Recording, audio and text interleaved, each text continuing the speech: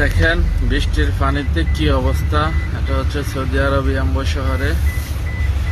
এই যে একদম পানির ভিতরে আজকে 3 দিন যাবত এই পানিগুলো। অনেক জায়গায় পানির ভিতরে গাড়ি ডুবে গেছে, একদম বেতাল অবস্থা।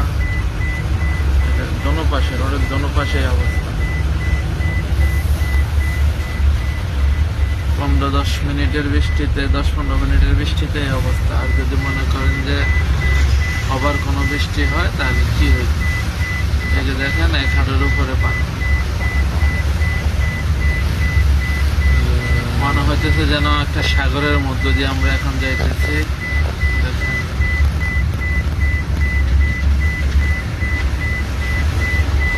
সাগর আর সাগর।